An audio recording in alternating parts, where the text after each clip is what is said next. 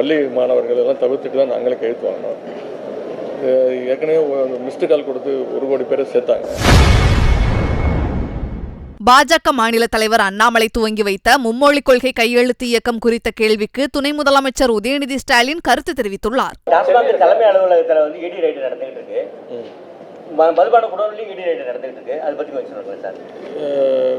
ஒன்றிய அரசு வந்து எப்படியாவது நம்முடைய மும்மொழிக் கொள்கை எதிர்ப்பு, அப்புறம் வந்து நிதி பகிர்வு, அப்புறம் வந்து டீலிமிட்டேஷன் இதில் தொடர்ந்து தமிழ்நாடு எதிர்த்து குரல் கொடுக்கறதுனால ஒன்றிய அரசு வந்து தங்களுடைய ஏஜென்ட்டை வச்சு வந்து ஒரு திசை திருப்பதுக்கான வழியாக கூட நம்ம பார்க்கலாம்.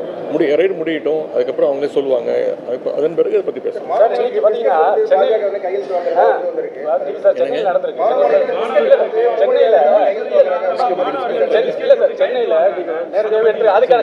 குழந்தைங்கிட்ட கையெழுத்து வாங்கக்கூடாது.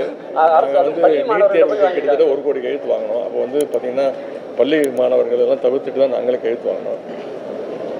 ஏற்கனவே மிஸ்டு கால் கொடுத்து 1 கோடி பேரை சேர்த்தாங்க. அதனோட தொடர்ச்சியாக அதை பார்க்கணும். செய்திகளை உள்ளது உள்ளபடி தெரிந்து கொள்ள ரெஃப்ளெக்ட் நியூஸை சப்ஸ்கிரைப் பண்ணுங்க.